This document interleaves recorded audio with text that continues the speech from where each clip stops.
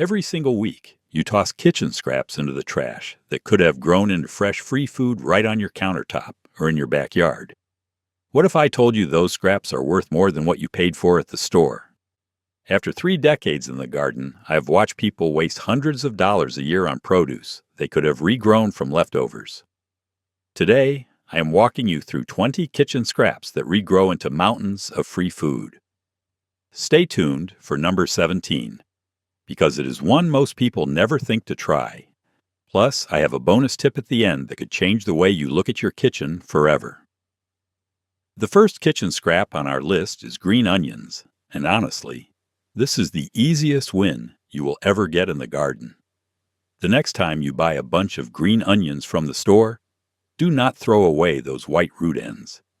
Instead, place them root side down in a small glass or jar with about an inch of water.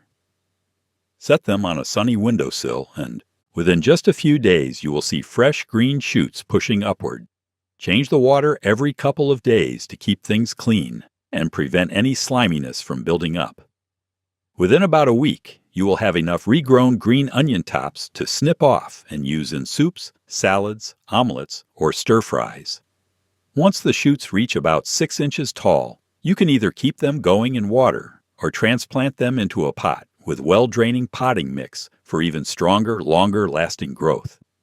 Green onions are incredibly forgiving. They thrive in zones 3 through 9. They do not need much space. And you can repeat this cycle over and over again from the same root ends. Many gardeners report getting 4 or 5 regrowth cycles from a single bunch before the roots finally give out. The second scrap that deserves a spot on your counter is lettuce, specifically the base of romaine or butter lettuce.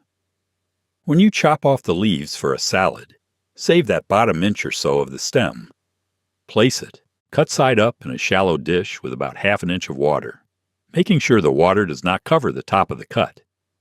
Set it in a bright spot, and within 3 to 4 days, you will notice tiny new leaves emerging from the center. Change the water daily to prevent bacteria, and in about 10 to 14 days, you will have a small but usable cluster of tender baby leaves. Now, I want to be upfront with you. Regrowing lettuce from a base will not give you a full head of romaine like you would get from seed. The second growth tends to be smaller, and the leaves can turn bitter faster, especially if the plant starts to bolt. But for a quick handful of salad greens at zero cost, it is absolutely worth it. If you want to extend the harvest, transplant the base into a container with potting soil once the roots are about an inch long. Give it partial shade in hot weather and consistent moisture, and you will get a few more cuttings before it runs out of energy. Lettuce regrows best in cooler weather, so this works wonderfully as a fall or early spring windowsill project, particularly in zones 4 through 9. The third kitchen scrap that surprises a lot of people is celery. Just like lettuce, you can regrow celery from the base you would normally discard. Cut off the bottom 2 inches of a celery bunch. Place it cut side up in a bowl with warm water reaching about halfway up the base, and set it in a sunny window. Within about a week, you will see tiny yellow-green leaves starting to emerge from the very center. The outer stalks may dry out a bit, and that is perfectly normal. After about 2 weeks in water, once new roots and leaves are established, transplant the base into a container or garden bed with rich, well-draining soil. Celery is a heavy feeder, so mix in compost or a balanced organic fertilizer when you plant it. Keep the soil consistently moist, but not waterlogged. Celery performs best in zones 2 through 10 and prefers cooler temperatures, ideally between 60 and 70 degrees Fahrenheit. Full sun is fine in cooler climates, but if you are gardening in zones 8 through 10, give it some afternoon shade to prevent bolting. The regrown stalks will be thinner and shorter than what you bought at the store, but they are perfect for soups, stocks, and stir-fries. Now, if you are finding this video helpful so far, I want to share something special with you. I have put together a free newsletter where I share my best gardening tips, seasonal reminders, and advice you will not find anywhere else. If you struggle with knowing what to plant and when, getting bigger harvests, or maximizing space in small gardens, this newsletter was made for you. Just click the link in the description to join for free. All right, let us continue. The fourth scrap on our list is potatoes, and this one has the potential to give you the biggest harvest of anything on this list. Every time you find a potato in your pantry that has started sprouting those little white or purple eyes, you are looking at a free seed potato. Cut the potato into chunks, making sure each piece has at least 1 or 2 eyes and is roughly the size of a golf ball. Let the cut pieces dry for 24 to 48 hours so the cuts callus over, which prevents rotting in the soil. Then plant each piece about 4 inches deep in loose, well-draining soil with the eyes facing up. Space them about 12 inches apart. As the plants grow, mound soil or straw around the stems to encourage more tubers to form along the buried portion. Potatoes do best in zones 3 through 10 and prefer full sun with at least 6 to 8 hours of direct light per day. You can expect to harvest in about 70 to 90 days, depending on the variety. From a single sprouted potato, it is entirely possible to grow 5 to 10 new potatoes. The fifth kitchen scrap worth regrowing is sweet potatoes, and the process is quite different from regular potatoes. Take a sweet potato and suspend it halfway in a jar of water using toothpicks with the bottom end submerged. Place it in a warm, sunny spot and wait. Within a couple of weeks, you will see roots growing from the bottom and leafy green shoots called slips emerging from the top. Once those slips are about 6 inches long and have their own roots, gently twist them off and place them in water until the roots are a couple of inches long. Then transplant the slips into garden beds or large containers filled with loose, sandy soil. Sweet potatoes need a long, warm growing season of at least 90 to 170 days, so they perform best in zones 8 through 11. Although gardeners in zones 5 through 7 can succeed by starting slips indoors early and using black plastic mulch to warm the soil, they need full sun, moderate watering, and plenty of room for the vines to spread. This is one of those scraps that can genuinely fill a pantry shelf from a single leftover potato. The sixth scrap to save from the trash is garlic, and if you have ever had a clove start sprouting in your kitchen, you already have everything you need. Take individual garlic cloves that have a green shoot beginning to emerge and plant them pointy end up, about 2 inches deep and 6 inches apart in rich, well-draining soil. Garlic planted in fall, typically October or November in zones 4 through 8, will develop roots through winter and produce full bulbs by the following summer. Each clove you plant will grow into an entire new bulb containing 8 to 12 cloves. That means 1 head of garlic from the store can produce over 50 cloves. Garlic prefers full sun and consistent moisture during spring growth. Hardneck varieties like Music or German Extra Hardy are excellent for colder zones 3 through 6, while softneck types like California Early perform better in warmer zones 7 through 9. Snip off the curly scapes that appear on hardneck varieties in late spring and use them in pesto or stir-fries for a bonus harvest. The seventh item on our list is ginger, and this tropical root is surprisingly easy to regrow at home. Look for a piece of fresh ginger at the store that has visible growth buds, which are small bumps or nubs on the surface. Soak the ginger in warm water overnight to remove any growth inhibitor that may have been applied commercially. Then plant it about 1 inch deep in a wide, shallow container filled with rich, well-draining potting mix, with the growth buds facing up. Keep the soil consistently moist but never soggy, and place the container in a warm spot with filtered or indirect light. Ginger does not like direct, harsh sunlight.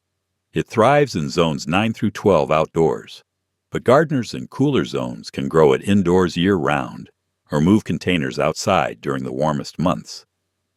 Expect to wait about 8 to 10 months for a full harvest, but you can begin harvesting small pieces after about 4 months by gently digging around the edges of the plant. 1 small piece of store-bought ginger can eventually produce 2 to 3 pounds of fresh ginger root. The 8th kitchen scrap on this list is basil, and any gardener who loves Italian cooking should pay close attention. The next time you buy a bunch of fresh basil from the store or farmer's market, Select a few healthy stems that are about 7 to 10 days. You should see white roots forming at the base of each cutting.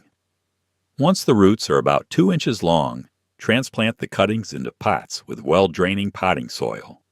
Fresh leaves for months. Varieties like Genovese and sweet basil are perfect for regrowing from cuttings because they root easily and grow vigorously.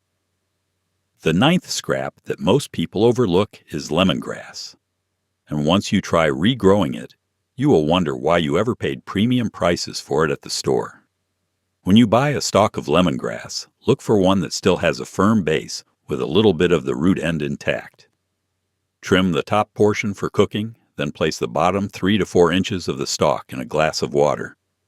Set it in a warm, sunny window and change the water every couple of days. Within 1 to 3 weeks, you will see new roots forming at the base and fresh green growth pushing out from the top. Once the roots are a couple of inches long, transplant the stalk into a pot or garden bed with rich, well-draining soil. Lemongrass is a tropical plant that thrives in zones 9 through 11 outdoors, but it grows beautifully in containers that can be brought indoors during winter in cooler zones. Give it full sun, consistent moisture, and a monthly dose of balanced fertilizer. A single stalk can multiply into a thick clump within 1 growing season, giving you more lemongrass than you could possibly use in tea, soups, curries, and marinades.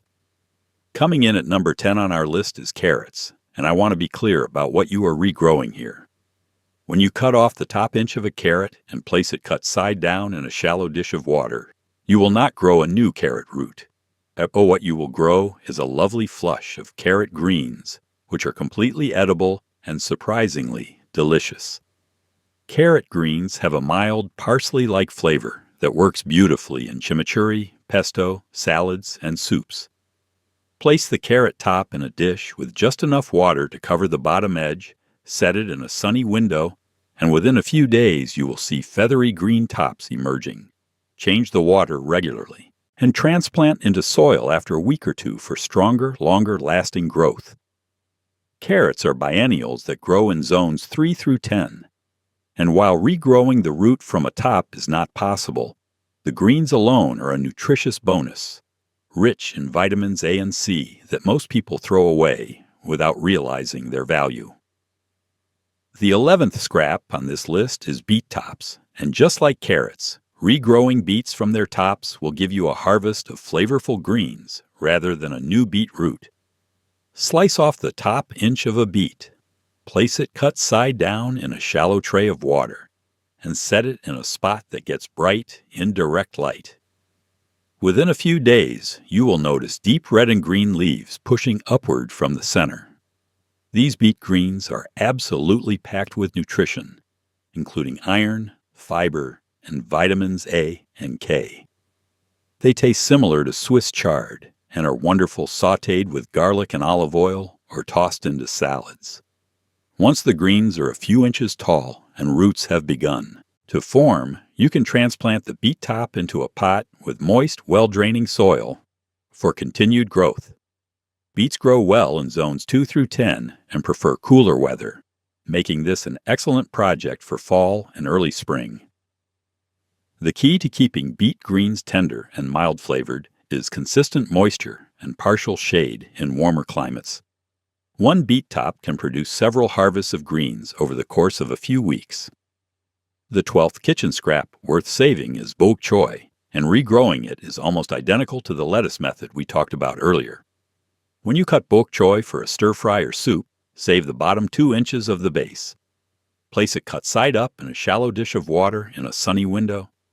Within just 2 to 3 days, you will see fresh green leaves emerging from the center, and roots will begin to develop underneath. Change the water daily to prevent bacterial buildup. After about a week, transplant the base into a container with rich potting soil. Bok choy is a cool season crop that thrives in zones 2 through 11 and does best in temperatures between 50 and 70 degrees Fahrenheit. It bolts quickly in heat, so regrow it during spring or fall for the best results. Give it partial shade in warmer regions and full sun in cooler areas. Within 3 to 4 weeks of transplanting, you will have enough regrown bok choy to harvest for another round of cooking. The leaves will be smaller than what you originally purchased, but they are tender, sweet, and perfect for Asian-inspired dishes. The 13th scrap on our list is fennel, and it regrows with the same water method as celery and bok choy. Cut the fennel bulb about an inch above the base, keeping the root end intact. Place it in a shallow bowl of water in a sunny spot, and within a few days you will see new green fronds sprouting from the center. These fronds have that beautiful, mild anise flavor and are perfect for garnishing fish, tossing into salads, or adding to pasta. After about a week in water, transplant the base into a pot or garden bed with well-draining soil.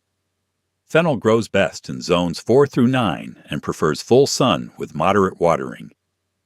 While the regrown bulb will likely be smaller than the original, the fronds will keep producing for weeks, giving you a steady supply of this often expensive herb. Fennel is also a magnet for beneficial insects, particularly swallowtail butterflies. So planting it in your garden does double duty as a food source and a pollinator attractant. The 14th item worth regrowing is leeks, and the process could not be simpler.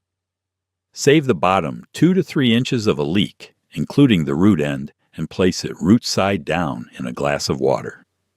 Set it on a sunny windowsill and change the water every couple of days.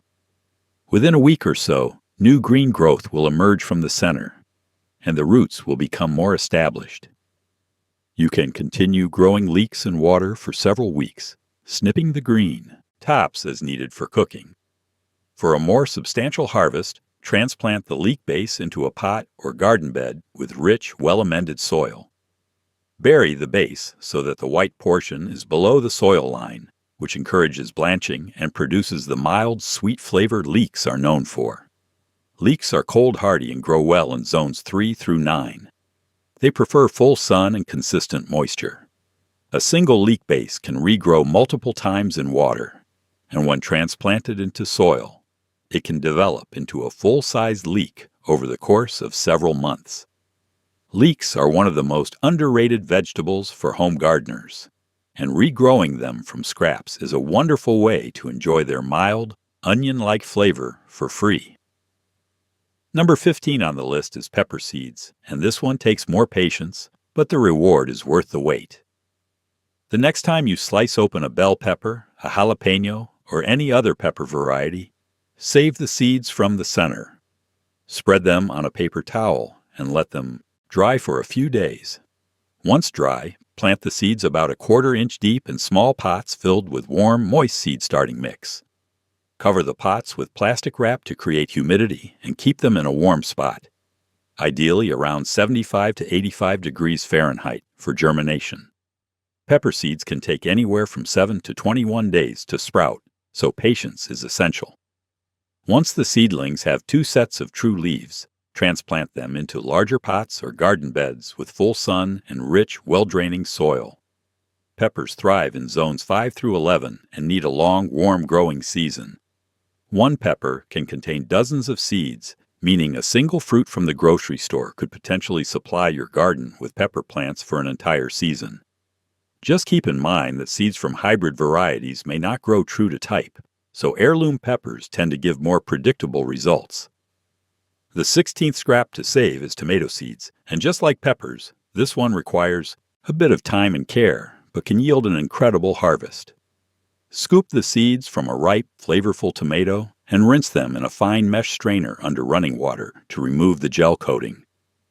Spread the seeds on a paper towel and let them dry completely, which usually takes about a week.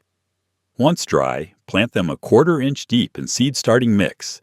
Keep the soil warm and moist, and provide bright light. Tomato seeds typically germinate in 5 to 10 days. When the seedlings have their first set of true leaves, move them to larger pots, and once nighttime temperatures stay above 50 degrees Fahrenheit, transplant them into garden beds or large containers. Tomatoes grow well in zones 3 through 11 and need full sun with at least 8 hours of direct light daily. Heirloom varieties like Brandywine, Cherokee Purple, and San Marzano are excellent choices. because their seeds will produce fruit very similar to the parent plant. Hybrid tomatoes from the grocery store may produce unpredictable results, but the experiment itself is half the fun. A single tomato can contain over 100 seeds, meaning one fruit could supply your garden for years. The 17th scrap on our list is one that catches most people off guard, and it is pineapple. That leafy crown you twist off the top of a pineapple before you eat it is actually a ready-made planting start. Twist or cut off the crown, peel away the lower leaves to expose about an inch of the stem, and let it dry for a day or two so the cut end calluses. Then place the crown in a glass of water so the base is submerged, and set it in a bright, warm spot. Roots will begin forming within 2 to 3 weeks. Once the roots are a couple of inches long, transplant it into a large pot with sandy, well-draining soil. Pineapples are tropical plants that thrive in zones 11 and 12, but gardeners in zones 9 and 10 can grow them outdoors with winter protection, and anyone else can grow them indoors. Pineapples need full sun, warm temperatures, and light watering. The catch is patience, because it takes about 2 to 3 years for a pineapple plant to produce its first fruit. But when it does, there is nothing quite like harvesting a homegrown pineapple from something you would have thrown in the trash. The 18th kitchen scrap worth trying is avocado pits, and while this one is more of a long-term project, it is incredibly satisfying to watch. Wash the pit, insert 3 toothpicks around the middle to suspend it over a glass of water with the broad end submerged, and place it in a warm spot with indirect light. It can take 2 to 6 weeks for the pit to crack and a root to emerge, so patience is key. Once the stem reaches about 6 inches tall, cut it back to 3 inches to encourage stronger growth. When roots are well established, transplant the pit into a pot with rich, well-draining soil. Avocado trees grow outdoors in zones 9 through 11, but they make wonderful indoor plants in any zone. Getting fruit from a seed-grown avocado is a long shot because it can take 5 to 13 years, and the fruit may not resemble the parent variety. But the tree itself is gorgeous, and the process of watching it grow from a pit is deeply rewarding. Give it bright, indirect light indoors and water when the top inch of soil dries out. The 19th item on our list is rosemary, and regrowing this perennial herb from a store-bought sprig is one of the smartest moves a gardener can make. Select a fresh rosemary sprig about 5 to 6 inches long, strip the leaves from the bottom 2 inches, and place the cutting in a glass of water. Rosemary is slower to root than some herbs, so expect to wait 3 to 4 weeks before you see roots forming. Change the water weekly and keep the cutting in a bright spot with indirect light. Once roots are about an inch long, transplant into a pot with sandy, well-draining soil. Rosemary thrives in zones 7 through 10 and prefers full sun with infrequent deep watering. It is drought tolerant once established and does not like wet feet, so avoid overwatering. A single-rooted cutting can grow into a large, woody shrub that provides fresh rosemary for years. Varieties like Tuscan Blue and Arp are particularly hardy and flavorful. Rosemary from the grocery store can be hit or miss for rooting, so choose the freshest sprigs you can find and try rooting several at once. The 20th and final kitchen scrap on our list is mint, and I saved it for last, because it might be the most enthusiastic regrower of them all. Take a fresh sprig of mint from the store or from a friend's garden. Snip the stem just below a leaf node, remove the lower leaves, and place it in a glass of water in a bright window. Mint roots incredibly fast, often within just 3 to 5 days. Once the roots are an inch or 2 long, plant the cutting in a pot with moist, rich potting soil. I strongly recommend keeping mint in containers rather than planting it directly in the garden, because mint is a vigorous spreader that can take over beds and borders in no time. It grows in zones 3 through 11 and tolerates partial shade better than most herbs. Spearmint, peppermint, and chocolate mint are all excellent varieties that root easily from cuttings. One sprig can become a full, bushy plant within a single season, providing you with fresh mint for tea cocktails, desserts, and so much more. Pinch the stems regularly to encourage bushy growth. And now for the bonus tip gardeners swear by. If you want to dramatically increase your success rate when regrowing kitchen scraps, try using willow water as a natural rooting hormone. Collect a handful of fresh willow twigs, the young, green, flexible ones, and cut them into 1 to 2 inch pieces. Place the pieces in a jar and pour boiling water over them. Let the mixture steep overnight, then strain out the twigs. Use this willow water in place of regular water when you are rooting your cuttings and kitchen scraps. Willow bark contains indole butyric acid, which is the same compound found in commercial rooting powders. This simple, free solution can speed up root development and improve rooting success, especially for herbs like rosemary and basil that can be slow to root. Gardeners who use willow water consistently report noticeably faster root growth and stronger, healthier transplants. It is one of those old-fashioned gardening secrets that really works, and it does not cost you a thing. Thanks for sticking with me through the entire video. If you found this helpful, do not forget to join our free newsletter. I share exclusive tips, seasonal planting guides, and advice that helps gardeners just like you grow more food with less stress. Click the link in the description to sign up. And if you enjoyed this video, give it a like and check out our other videos on growing a better garden.